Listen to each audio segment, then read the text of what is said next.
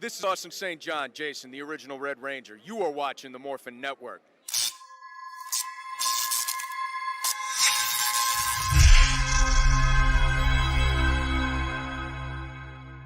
Today's Morphin Network video. This Morphin Network video is sponsored by Ranger Stop Convention and Ranger Stop and Pop. Have you ever wanted to see all your favorite Power Rangers together in one epic convention? Go to Ranger Stop! Ranger Stop and Pop! August 27th to the 29th, 2021! Atlanta, Georgia!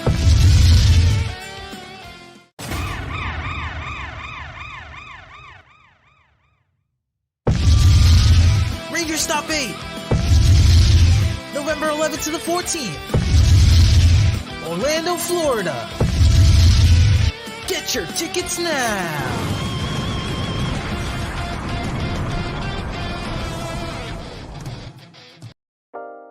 Carson's Corner is a black LGBTQ-owned small business. They sell merchandise and apparel on pop culture franchises such as Dragon Ball, King of the Hill, Sailor Moon, and of course and most importantly, Power Rangers. If you're interested in getting their amazing merch, be sure to check them out at carsoncorner.com. Link will be down below. We're going to have to update that slogan. What slogan? The Ranger Stop one. Yeah, we need to upload that Logan because, you know. Because that convention's already happening right now. Yeah, that slogan is already, eventually is going to be used up. But anyways, hey everyone, welcome to another exciting episode. I'm your host, Red Star, and this is my partner, Quasar Red. As you can see, he is just a little bubble with four people in that little globe, in the viewing globe. So that's Leonard and his group. Hold on. And today's episode is we're going to review episode 24. And today's episode 24, the title is called Sentai Heroes, The Invasion Complete. Now, how do we fix that? Invasion complete. Wait, if it's invasion complete, what does that mean? It means the bad guy. It means the bad guy. Oh, shoot! Sorry. It means the bad guys have already invaded. So that means evil has already taken over. Yep, it's over, folks. I guess this is the end of the episode. So I guess this will be our final episode of Sentai Hero Special for Kikai Sentai Zenkaiger. We have to move on to the next series. Is that right? Mm-hmm. And I hear it might be ninja themed again. We'll just have to wait and see. No. Okay.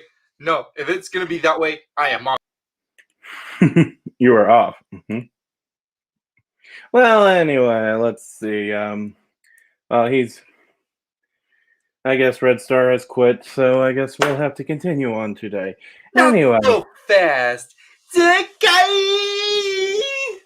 Don't stop the fun! Full power! Well, anyway, before we get started, by the way, Spider-Man Far From Home trailer finally came out. Oh, you mean No Way Home? No Way Home, yes, sorry. Yes. Oh, man. Spider-Man No Way Home is the No Way Home trailer is finally out, and I can't believe we are nearly like 4 months away from the release of that movie. Mm-hmm. And I don't know. I usually have this thing where we'll get the teaser like 6 months before the movie, you know. But for some odd reasons, this trailer just came out for what? We are 4 months away, and I got a feeling like by the time it's October or, you know, Thanksgiving, there's going to release the official trailer. Yeah, well, it's just weird wait and release a trailer just like 4 weeks before the movie actually premieres, or release the Marvel cut. Just kidding, not the Snyder cut. It's the Marvel cut. Just kidding. Mm-hmm. So anyway, what else? Anything else new going on today? Oh yeah. Well, to all you Marvel fans who are excited for the next big thing, Shang-Chi will finally be out for next this upcoming Friday. So if any of you already bought your tickets to go see Shang-Chi, that's awesome. If you are planning to watch it on Disney Plus, I have a feeling they're just not going to release that on Disney Plus for like maybe a month, because I don't know, I'm hearing things that it's not going to be on Premier Access, or I'm pretty not or not sure about that. But anyways, that's coming out, and I already got my ticket, and I'm excited to go see Shang-Chi. And also, I am so thirsty. Let's see what else. Yeah. The last few issues of Power Rangers: A Nightmare on Elm Street came out today, and I want to say issue 4 was amazing. The people working behind it, they were really creative. You guys rock. Let's see what else. And yes, Ranger Stop was this weekend. So, like I said, we're going to have to update the opening title eventually. Hope everyone's having a fun time down there. Other than that, let's get started. What did you think of what did you think of this episode, Red Star? Oh man, it has that vacation vibe, man. Like, I just want to sit down, relax, put on some shades, enjoy a nice pineapple pina colada, and just They say it's like the middle of the summer. They defeated Stay Caesar in the middle of the summer, even though it's almost the end of it, which is kind of weird. Well, that is Zenkaiger World. So Zenkaiger World, they're probably still in the middle of the summer, but I don't know. Or maybe in Japan, like the way they put in the summer for their calendar month is a little bit different. But I don't know how it works there. But here in the U.S., the summer usually ends when September comes in. Oh yay! Like Phineas and Ferb. Anyway, what else? Yeah, all I can say is this episode, it was weird. It was quirky. Kind of did its thing. I will say this would kind of work as a nice calm before the storm, because I feel like we're possibly heading into the show's end game. No Marvel pun intended. A nice little relaxing trip before the serious stuff gets started, because it's like if they were at all were aware they were under a spell, they better have enjoyed their time in this one, because things might start to go down starting soon. All right. Well, let's all get started for today's episode. Now, today's episode, the title is called Invasion Complete. Now, how do we fix that? So I dig this title. It's kind of fun. It's catchy. Really? Invasion Complete. Now, how do we fix that? Anyway, what? All right, you take it away, because I'm getting something organized. Okay. So in the beginning episode, we see our Kaito and their Zenkaigers hanging around the candy cafe when they're just cleaning up the whole store, because Grandma Ye-chan, she is going to go on a summer vacation. Just a couple of weeks off and have some day off, and enjoy her day. But the rest of the Zenkaigers are what? Sorry, what? The rest of the Zenkaigers are going to stick around and have a look, watch after the shop, take in some responsibilities. By the way, I forgot. Did Grandma find out about Stay Caesar last season? No. Or last episode? I don't think so. Oh, okay. That explains why she's in such a good mood. Well, yeah, she runs off, saying she's going to go, enjoy a little time off for herself, get a little R&R, and that Kaito and the others will watch the store for her. And then suddenly, right when she leaves, C-chan gets a warning, monster attacking, and so Majin and Gown stay behind to, watch the place, while Kaito, Vroom, and Jurin head off to, battle. And Zoc is already there, fighting the monster. It's called Vacation World. And yes, and he's already doing a whole bunch of flips and kicks and twirls and beating the monster up, and he's just like, I haven't even done anything yet. And they're just like, it doesn't. Yohohois, you know. I feel like every time he say yohohoi, I can feel like every time I hear a yohohoi, I'll take a piece of gummy bear. Anyway, so the others show up. They're fighting, ready to battle, and then Si-Chen suggests they use Changeman's abilities. So, and not just the whole team, but Changeman Black specifically. And by the way, when the ghost or the images of Changeman showed up, like they all are just like, okay, and they all just walk off, and Change Black gives all of them his ability to summon liquid hot magma to the Magma. Yes, to attack them. Also, Magma. Si-Chan says something about that change Griffin's special way from blitzing. Special move with Changeman! Yes, and he's saying blitzing, which is funny because I think Changeman was one of the 5 teams that was brought into Super Mega Force, and I believe either it was called Blitz or it got its name mixed up with someone else, or I think it was Dragon Mode, but still Blitzing is the name used for the new powers. So don't know if this is like an in-joke or anything. But anyway, while Vacation World is, catapulted into the stratosphere, he takes this time to unleash his relaxing spell all over the city, causing everyone to quit their jobs. Oh no! Not only it's not quitting their jobs, they already lost their will to to work. Because when Vacation World use his spell, like for example, all the Wall Street workers, they're all gonna stop working and just go on vacation, or like teachers, instead of if that happens while they're still teaching, they're just going to throw the chalks away and they're just going to enjoy their vacation, just a time off. But they're not quitting. It's just a break time. Long break time. They essentially, stop working and, decide they're going to go have some R&R, vacation of their own, even, this big group of congressmen.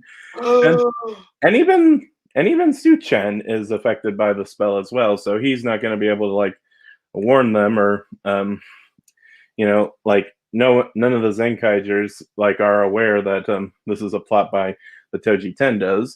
And then Barashitara reports to Bokawas, and what does he have to say? What have they done? Invasion complete. That's why it is called the title. Invasion complete. So you take it for a sec.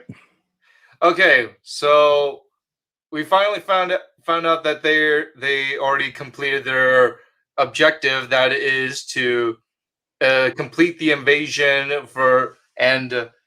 and make sure the will of all the Earth's and Kikainoid citizens on Earth surrenders to the Toji Tendo Empire. But how do you call that surrender if they're already on vacation? Basically, everyone's too relaxed to realize, the Earth has just been taken over. So, and what's funny is when a small group of the grunts go out to inspect, they even start to fall victim to it as well. So, even not even the Toji Tendos aren't even immune to Vacation World's own spell, and it's one of their own monsters. So all the bad guys even start going off on vacation too. Also, this episode made it seem like they didn't have that many foot soldiers, but I'm guessing we're meant to assume that they're doing little invasions all over the city, and we just focus on this specific group of bad guys. So yeah, and while I am just hanging out and chilling, you guys are planning to take over the Earth? Oh, go ahead. I am just on vacation. Just leave me alone. So, explain what happens next. So, in the next scene, we go to where, what are they doing on their vacation? So, the Zenkaigers, and especially Vacation World, they all decide to go go head out to the beach and have a fun summer time. When vacation world, he just decides to take over a volleyball court which has already been taken by some other locals, and you know they, as much as like if somebody took my spot at the beach, of course I'll have a problem and I'll fight back, but under some circumstances, like Vacation World's spell is still affecting like all the people that are on Earth and that has that vacation spell. So they just don't have that will to like, fight back, or they just go with the flow, you know what I'm saying? Like, oh, no peace, don't fight. It's vacation. I'm just gonna go fight someone else. Well, they do find some will to fight as they go, as the team, as Kaito, challenges Vacation World and some of his minions to a little game of, volleyball. And while he's doing this, he has a little ponytail on the top of his head, which is kind of precious and also kind of dorky at the same time. Anyway, the team, both the groups, break out into a fight of, volleyball match, Vroom gets a little overwhelmed, but then suddenly it cuts to the bad guy's lair, and there are no Kudites, reporting in, and Bar Shitara seems a bit confused. And then back at the volleyball match, they even pull out Sun Vulcan's, ball attack and, defeat Vacation World and his team. And then they challenge them to a game of ring toss. They're using like inflatable rings, as a, to toss onto, people and toss onto, their teammates. And even Flint and Zoc show up, and they get in on this. And then, that ends with them winning, the pirate group. And then everyone's, all happy and cheering and celebrating. And then suddenly, and like, everyone just seems so happy to be on vacation. They're relaxing, they're chilled. And Gown even uses the Kira Major's sparkle ability to make it, shine. Yes, make it shine, And then, then I want to talk about this one moment, and then you take over for a bit. So Barashitara goes to check out the situation. The bag, he's a bit furious to see that all of his, hold on. Sorry. He's a bit furious to, dang it. Sorry. Something's popping up on my computer. He's a bit furious to see that all of his soldiers and henchmen are, relaxing and chilling. And we even see one of the, even the giant robots that, are even, too busy relaxing to even mind. And by the way, how do you tell when one of these is a male or a female? This one's apparently a female because it's wearing, bikinis and stuff, or maybe robots dress what they like to dress. If they like to wear swim shorts, okay. But if they like to wear certain women bathing suits, it's fine because robots don't have a certain gender and they just love how they define themselves. Right. Or maybe it's a progressive or maybe the Toji Tendas are a progressive evil race. Anyway, you take over. All right. So in this next scene, they want to go vacation mode. So, like, Kikai Sentai Zenkaiger. Ooh, Kaiser Power. To Kaiser. The DJ horn call, and of course, Vacation World. They have their exciting roll call, and their next game, well, the first game was volleyball, the second game is the ring toss, and now their third game is bashing the watermelon. You got to grab your opponent's watermelon and run off with it. Those who destroy the watermelon loses. Yes. So we got an entire game of watermelon.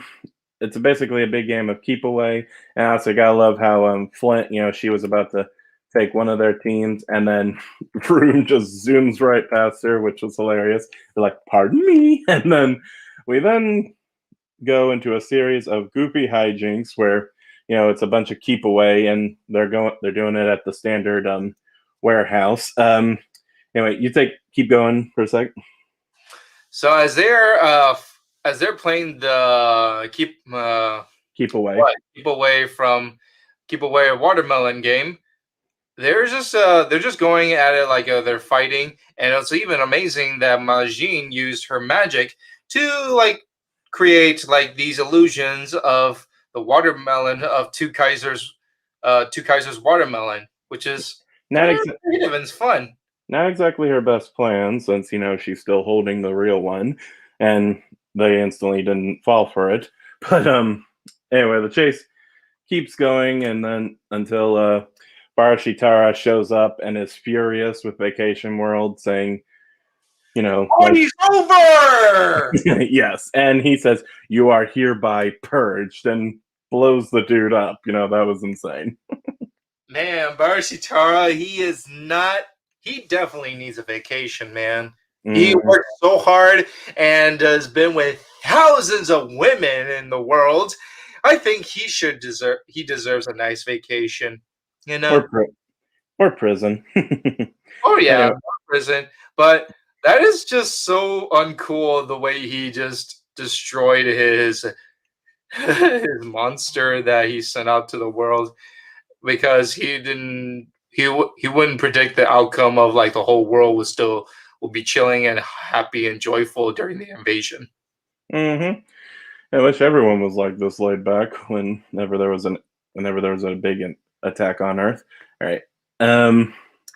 So the monster is destroyed, this time by its own people, by its own kind, and so those two giant robots are called in to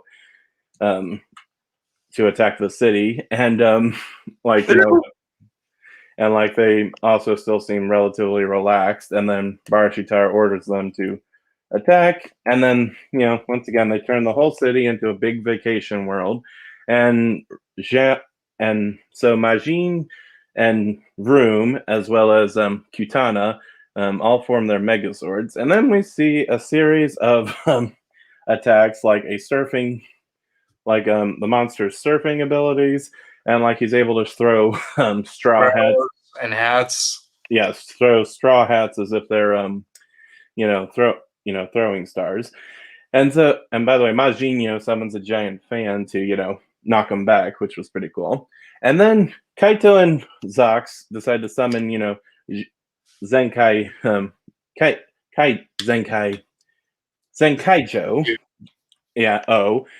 to finish the monster, and they manage to overwhelm him and defeat him, and he also does the surfing attack, by the way. And then so apparently these events must have happened over a few days or something. We then cut back to the candy shop, where everyone's like a little depressed because Vacation World is gone, and they thought it was cool to actually get to hang out with a Toji Tendo, and have some fun. But then they also realized all this chaos had happened. Like the candy shop was trashed during all this, and suddenly Grandma shows up, and she is furious, and like they try and explain their case, and like she promised at the start of the episode, this was funny, she promised that she'd bring back some souvenirs for each of them, but with this mess, she's like, you guys ain't getting them if this place didn't get cleaned up. So, and then the episode ends with Watermelon World. We hear like vacation or some, or he just, we hear like vacation. So we hear, his words, and then the episode ends, and that it was bizarre to say the least. What did you think about it? It's a pretty fun episode, and it just gives me that fun vacation feeling that maybe I deserve a vacation, because the last vacation I had was 4 years ago. Oh man, I'm way behind. Actually, that was the last time I took a vacation as well. So ranking score was your overall opinion? I give it an 8 out of 10. It was a pretty fun episode. I had so much fun in this episode. But after a nice vacation, things are going to get serious on the next upcoming one. Yeah, so interesting stuff might be on the horizon. So can't wait to see that. I will have to say this probably was not one of my favorite episodes. It was just kind of okay, not the worst or anything. Also, we apologize if we seem a little unorganized. I'm also trying to get the Sentai I'm also trying to get the Sentai Lookback ready, and like I said, we didn't have enough photos, so I had to occasionally delete some of the stuff while we were talking. But like I said, it was just fine. It just kind of seemed, I guess this is meant to be like the calm before the storm. Hopefully that's the case and we don't get another one. But I think what could have made it a little more, what could have given it a little more oomph is if Vacation World was actually like leading them into like a false sense of security. Like say the watermelons, when they're like running, like when they're trying to get like say the 3 tasks, that they have them do, were actually meant to be traps for the Zenkaiger, and it would take them out while it would actually kill them while, like, if they either lost or succeeded. I actually kind of thought this seemed very reminiscent of how Gruntula would do some plots back in Kira Major. But like I said, episode's fine, but I believe I am going to give it a 6. 6. Yes. So, yes, is that about it? Do you have anything to add? No, not at all. And so, yeah, that is the end of the episode. And now that we are done reviewing episode 24, let's go and start with Quasar Red's famous show, Sentai Lookback. And today we are discussing Chojuu Sentai Liveman, which was it's the 12 Super Sentai series, but prior to 1995, it was the 10th. This series was pretty unique for its time. Pulling up the pictures right now. Hold on one second. Okay. Liveman.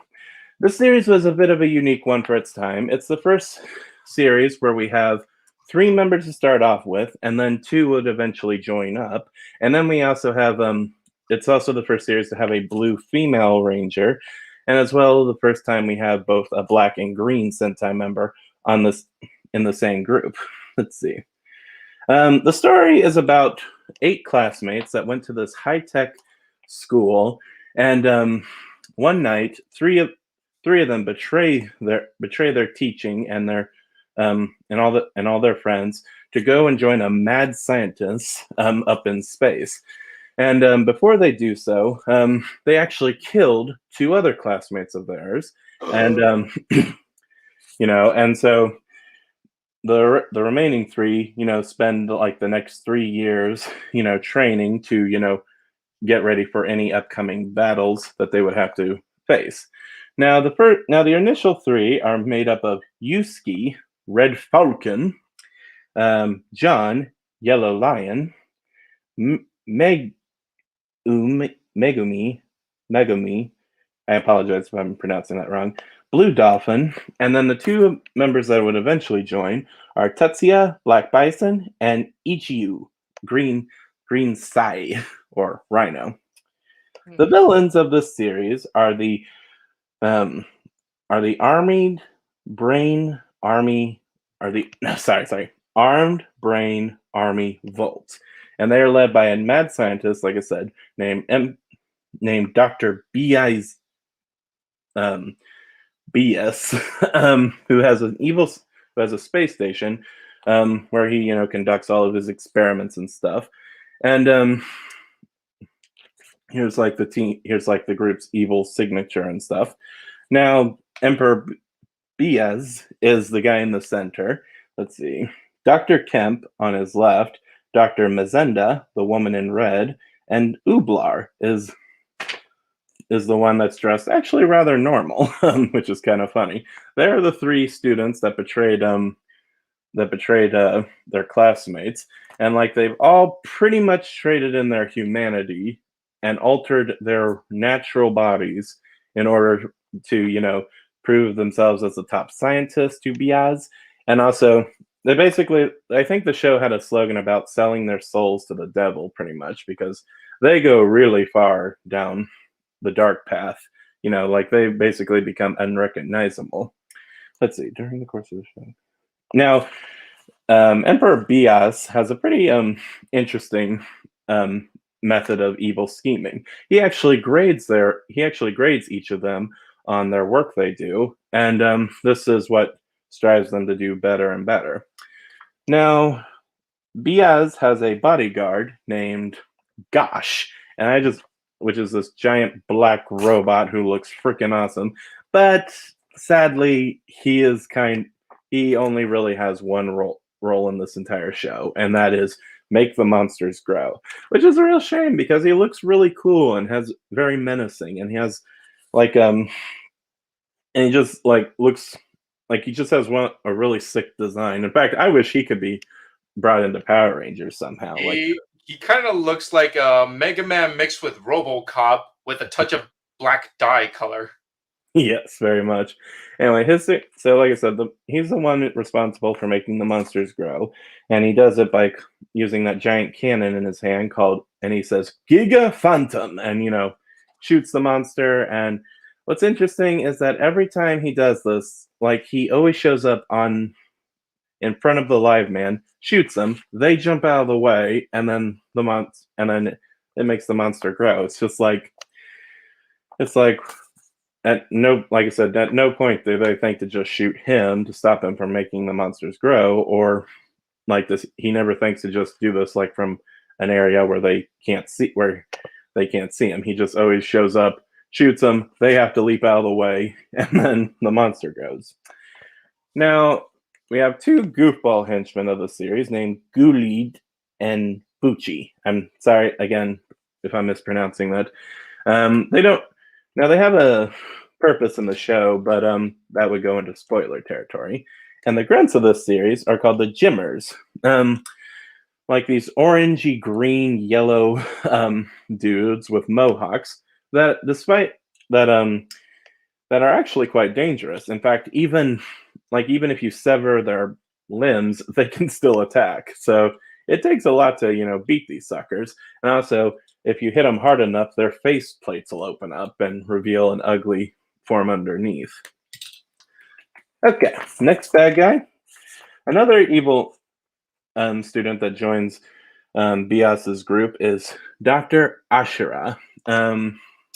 This dude in this really hideous armor. He was originally a street thug. He wasn't very intelligent, but then Bias gave him decided to give him some brains, and it allowed him to be super intelligent, obviously, he joined the group's foray, and he can also summon his own foot soldiers called Cyber Splits, I think is what these guys are called, which are pretty cool. I don't know. I couldn't find it was hard to find these guys' names online. I don't know. Sure? Because these guys, they look like they're missing one other color. It's a yellow, and they look like Teletubby gangs. Maybe they are evil Teletubbies. Oh, they are? So those are the villains of the series. So let's see. Let's talk about the suits for a moment. Livemen have some pretty cool uniforms. They almost kind of look like a mix between the Hurricaneger and the Go-Launcher suits. And what's interesting, these guys actually have the same animals as the Hurricanegers, a falcon, a lion, and a dolphin. And black and green join in. It looks a lot more like the Go-Launchers as well. Let's see what else. Their morphing device is called Twin Brace, which is essentially very similar to what the Zeonizers are. A two-piece morpher that's worn on both wrists. Let's see. Their sidearms are the Libo Blaster, which is basically a gun that can open up and become a sword, and it also has a cool little, guard on it, which looks pretty neat, which is what all three of them are holding in this one. Now, individual weapons. Red naturally gets a sword, but he also gets 2 weapons. And believe it or not, the difference is amazing. One of them's called a sword, and the other one's called a saber. So, you know. Sword and a saber. So I have double the fury, a saber and a sword. Exactly. Yellow gets a punching gauntlet, which is the one you see in the very top right corner, as well as a lion bazooka. And then blue gets a dolphin arrow, which is, kind of similar to what Kimberly would get as, with the power bow. And let's see. Black gets a saber, bazooka. Sorry. It's a staff, isn't it? Yes. Black gets a staff, which is called a rod, and green gets a boomerang weapon, which is called a sai cutter. Very creative names there. Now the main 3, they can combine. Let's see. I'm sorry, my notes are kind of all over the place here. They put them all together into a power weapon. Yes, exactly. Say this. Okay, red saber, yellow's bazooka, and blue's bow can combine to form triple bazooka. Clever name. And eventually, the main group also gets this special cannon, which all of them fire together. But I do think the main 3 can also work it as well. But interesting to note is that the first one can only damage a monster. This thing can completely annihilate it. Now the team completely annihilate. Mm-hmm. Now the team also has a set of motorcycles and a car, very standard for the Sentais in the early days. Mm-hmm. And they also have a little robot friend named Carone, which not to be mistaken with Carone, aka Astronema, but she helps out the team on occasions, and she's actually a pretty good fighter in her own right. Let's see. It looks like the robotic version of Chun-Li from Street Fighters. All right, now it's time for the mechas. This is where it gets a little more interesting. So the main 3, Live Falcon, Live Dolphin, and Live Lion. This is the first Sentai series where they actually used animals as their vehicles rather than using a vehicle, rather than using straight vehicles. And it's now also previous Sentai mechs have also been called animals before, but this is the first time they actually look like genuine animals. While red looks mostly like a plane, though, and blue looks like a dolphin, while the red and blue mostly look like vehicles, though, yellow actually looks like a real lion, and this must have been like groundbreaking for Super Sentai at the time. Black and green both get semi trucks, look like a buffalo and a rhino. Let's see. Now the main 3 can combine to form Live Robo, which looks pretty cool, by the way. It has a decent design. The color scheme is pretty neat. Now green and black, this is funny. They form Live Boxer, and boy, does he live up to that name. He is essentially a walking box, pretty much. His entire torso is boxy. I'm guessing he held the record for, the most square-looking vehicle until the Zyuohger mechas showed up. But it's kind of funny because Sentai robots are often criticized for being boxy, and I guess this is the first time they decided to make it an actual box-themed weapon, or an actual box-themed mecha. Now, they can combine to form Super Live Robo, which looks pretty awesome as well, and if all of you remember, this combination actually appeared in the Liveman tribute episode in Gokaiger, which was pretty neat. And speaking of, when the Gokaigers use the Liveman, there's a few changes that happen. Blue becomes a male, yellow becomes a female, black, and so does black. And they also add skirts to theirs. So, also I think green looks a little taller too, but anyway. So that was Kikai Sentai Liveman. Clem, what do you think? I dig this.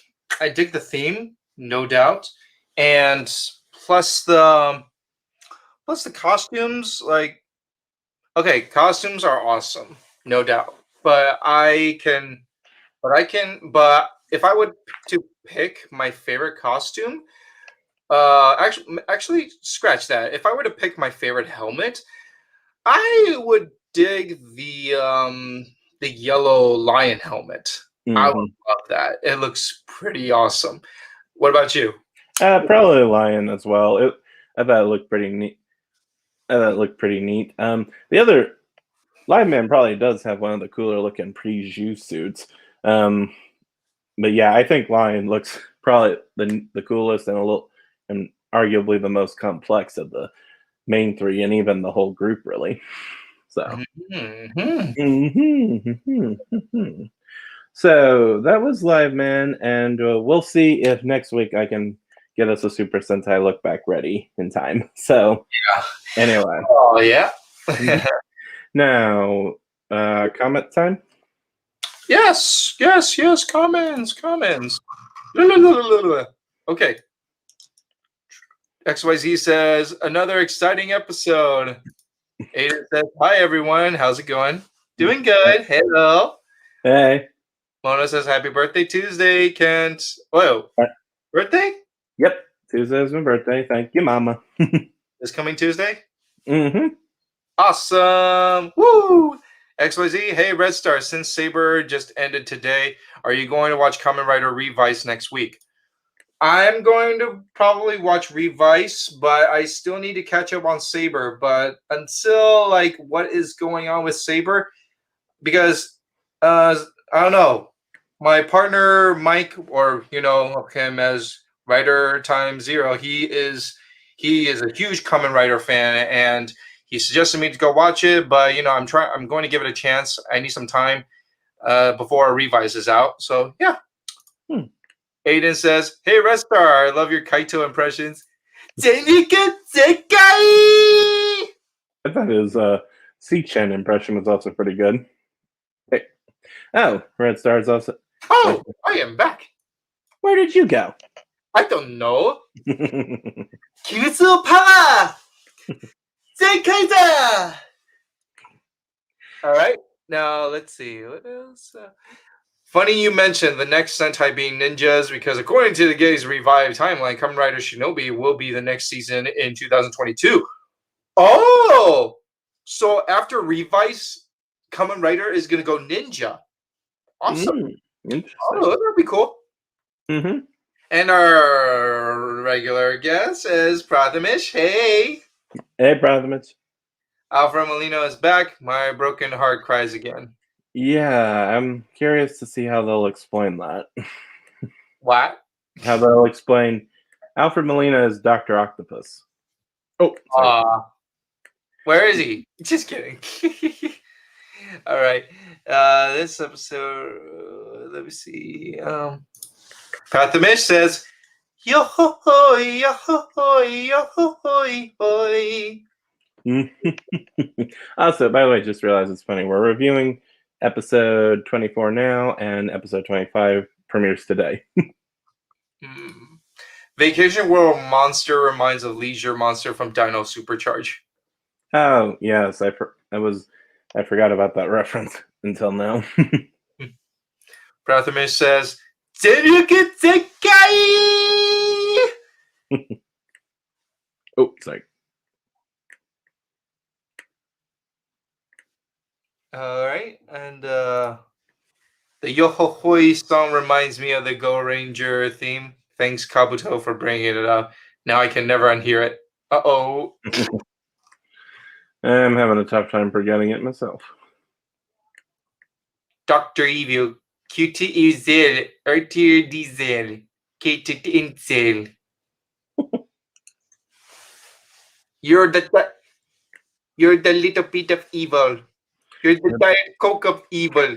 Just 1% evil. Not enough. You're quasi-evil. You're semi-evil. You're the Diet Coke of evil. The Diet Coke of evil. That's my favorite. Now you should say you are the zero Coke. You're the zero Coca-Cola of evil. Just zero. Or the no sugar zero soda of evil. Yep. And Red Star does a good impression of Kaito in the back. Zenkaido! Oh, that was actually kind of scary. Zenkaido! I bet you can't name all the Sentai teams like he did in the special. Oh, no, that would be too hard. All right. I hate that Japanese watermelon game because it was a waste of melon. In my home country, watermelon is rare and expensive. Who can eat a melon after smashed with a bat and covered in the sand? Well, yeah, I don't know if I could eat a watermelon that was being destroyed or something. Well, watermelon's good.